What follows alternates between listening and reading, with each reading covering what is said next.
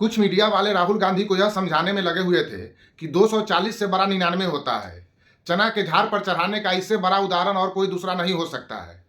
वो मीडिया वाले राहुल गांधी को यह बताना भूल गए कि इस राष्ट्रीय चुनाव में कुछ क्षेत्रीय घटनाएं भी हुई और उन घटनाओं के पीछे कांग्रेस पार्टी कहाँ है यह बताने का जरूरत ही नहीं समझी। और कांग्रेस पार्टी को तो खैर इतना बुद्धि है नहीं। और एक बात मैं बता दूं कि कांग्रेस पार्टी का मतलब मेरा इशारा राहुल गांधी की ओर है। कांग्रेस पार्टी का मतलब राहुल गांधी को इतना समझ तो है नहीं कि वो यह पड़ताल करे कि इस राष्ट्रीय चुनाव में क्षेत्रीय घटनाएं क्या हुई और वहां कहां खड़ी है कांग्रेस पार्टी।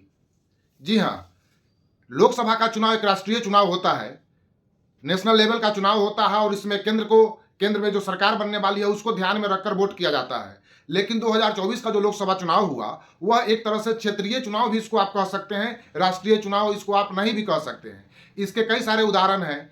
इसको आप ऐसा समझिए कि 2019 के चुनाव में बीजेपी उत्तर भारत की सबसे बड़ी पार्टी थी, पूर्ण बहुमत इसको उत्तर भारत में मिला हुआ था और दक्षिण भारत में नहीं।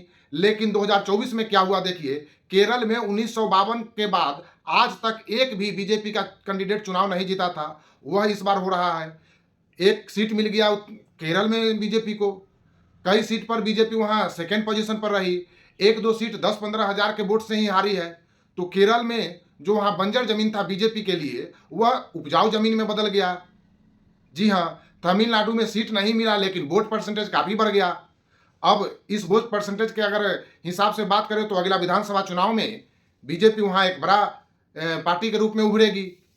कर्नाटक में देखिए कि उल्टा हुआ, बीजेपी को वहां कुछ सीटें गंवानी पड़ी। आंध्र प्रदेश में देखिए वहां बीजेपी को शानदार जीत मिला। और उत्तर भारत में देख लीजिए जहां बीजेपी 2019 में पूर्ण बहुमत में थी वहां जगह जगह हार का सामना करना पड़ा। दिल्ली में बीजेपी 7 में से 7 सीट जीत जाती है, वहीं हरियाणा में 10 में से 5 सीट हार जाती है। यूपी की तो बात ही नहीं कीजिए, यूपी में तो जबरदस्त खराब प्रदर्शन रहा बीजेपी का। एक कारण यह भी रहा कि जो वोट पिछला बार सपा और कांग्रेस के बीच जो मुस्लिमों का वोट बटा था वह एक साथ पड़ गया, इसके वजह से वहां सीटों की संख्या में गड़बड़ी हो गई। लेकिन अब आइए आप पूर्वी भारत का जो 3 बड़े राज्य हैं बिहार, बंगाल और उड़ीसा, उसकी बात करते हैं। तो बंगाल में जहां कहा जाता था कि बीजेपी 2019 से बढ़िया प्रदर्शन करेगी, वहां बीजेपी अपनी सीट गंवा बैठती है, वहां जबरदस्त सेटबैक लगता है बीजेपी को। वहीं बगल में उड़ीसा में बीजेपी की आंधी चलती है, बीजेपी 21 में से 20 सीट जीत जाती है। और तो और साथ में विधानसभा का चुनाव हुआ उसमें बीजेपी को पूर्ण बहुमत मिलता है, बीजेपी की आंधी आ जाती है उड़ीसा में और बगल के पश्चिम बंगाल में बीजेपी को सेटबैक लगता है, 2019 से पीछे चली जाती है। और बिहार में जहां बीजेपी का गठबंधन काफी मजबूत था, नीतीश कुमार भी साथ में थे, जीतन राम मांझी थे, उपेंद्र कुशवाहा थे, चिराग पासवान थे, गठबंधन के सारे पार्टियों के रहने के बाद भी बीजेपी 9 सीट गंवा देती है। तो कुल मिलाकर देखें तो पूरे इस लोकसभा 2024 के चुनाव में अलग अलग राज्य में अलग अलग चुनाव परिणाम होते हैं, अलग अलग राज्य का अलग अलग नतीजा आता है। यह अपने आप में काफी चौंकाने वाला बात है। और इसी आधार पर हम कह सकते हैं कि इस बार का जो 2024 का लोकसभा चुनाव था यह राष्ट्रीय चुनाव न कम और क्षेत्रीय चुनाव ज्यादा था। यहाँ अलग अलग राज्य के जनता अलग अलग आधार पर वोट कर रही थी। ऐसा लग रहा था जैसे मानो कि प्रधानमंत्री के वोट नहीं हो रहा हो, वोट हो रहा हो राज्य के लिए, जबकि वोट तो हो रहा था प्रधानमंत्री के लिए। खैर बात हम राहुल गांधी की फिर से करते हैं तो लोग उनको यह समझाने में लगे रहे कि 240 से ज्यादा बड़ा 99 होता है। राहुल गांधी भी इसको मान के खुश हो रहे थे और कांग्रेसी सारे नेता खुश हो रहे थे, टीवी चैनल पर मार करने के लिए तैयार थे। लेकिन किसी ने यह नहीं कहा कि मान लीजिए कि उड़ीसा में लोग पिछला सरकार से नाराज थे, उनको हटाना चाह रहे थे, तो भी कुछ सीट कांग्रेस को भी तो मिलना चाहिए था। लेकिन वहां कांग्रेस कहां है? जीरो, लड्डू। बताइए क्या दिन आ गया है कांग्रेस का? इस पर कोई चर्चा करने को नहीं तैयार है। आंध्र प्रदेश में कांग्रेस का क्या हुआ? विधानसभा के वहां चुनाव साथ में था, वहां कांग्रेस कहां है? खत्म, समाप्ति। यही हाल है कांग्रेस का। तो सिर्फ लोग 99 को ही 240 से बड़ा बताने में रह गए और जो साथ में 2 विधानसभा का चुनाव हुआ जहां बीजेपी की आंधी आई उसका तो चर्चा ही नहीं किए। अगर उसका चर्चा कर देते तो बेचारे राहुल गांधी चना के झाड़ पर चढ़ते कैसे और कांग्रेसी नेता टीवी चैनल पर मार कैसे करते? किसी ने उस समय यह बताया ही नहीं कि 2 राज्य में जो विधानसभा का चुनाव हुआ वहां आप लोग कहां हैं, जीरो लेकर बैठे हुए हैं। ऐसे में क्या भविष्य होगा कांग्रेस पार्टी का? और यही फिर हम इस बात को दोहराते हैं कि सबसे बड़ी बात है कि जब अगला 2029 का लोकसभा चुनाव होगा उस समय राहुल गांधी सीनियर सिटीजन कहलाएंगे।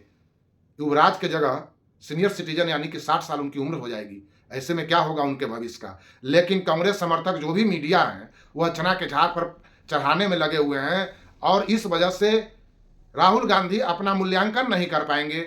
जो हार हुई है उनकी करारी, उस पर समीक्षा नहीं करेंगे, यही सोचने में लगे रहेंगे कि नरेंद्र मोदी का लोकप्रियता घट गया। अरे आपका क्या हुआ? आप 35 साल से आज तक पूर्ण बहुमत तो छोड़ दीजिए, आपके गठबंधन को बहुमत नहीं मिल पा रहा है, तो आपके लोकप्रियता को क्या कहें। जब नरेंद्र मोदी तीसरी बार लगातार सरकार बनाते हैं और आपकी नज़र में उनकी लोकप्रियता घट गई है, तो जो आप 35 साल से पूरे गठबंधन मिला के भी आप बहुमत नहीं ला पाते हैं, तो आपकी लोकप्रियता को क्या कहा जाए इस आधार पर? तब तो आपको जीरो कहा जाए, आपको एक महान बहुत बड़ा फेलियर कहा जाए, तब तो आपको संन्यास ले लेना चाहिए राजनीति से। अगर तीसरी बार लगातार सरकार बनाने के बाद भी, तीसरी बार लगातार प्रधानमंत्री के बनने के बाद भी अगर मोदी की लोकप्रियता कम हो गई है, तो 35 साल से लगातार पूरे गठबंधन मिला के भी आप सरकार नहीं बना पाए पूर्ण बहुमत का सरकार, तो फिर आपके लोकप्रियता को क्या कहा जाए? तब तो आपको बड़ा जीरो कहा जाए, तब तो आपको संन्यास लेने की सलाह दी जाए। जी हाँ, तो यही मेरा कहना है कि इस राष्ट्रीय चुनाव में जो क्षेत्रीय घटना हुई है, कृपया कर कांग्रेस पार्टी, राहुल गांधी और उनके जो समर्थक मीडिया है वह भी ध्यान दे कि इस क्षेत्रीय घटनाओं में कांग्रेस पार्टी कहाँ है, राहुल गांधी कहाँ है। बाकी आप भी अपनी राय कमेंट करके दें। धन्यवाद।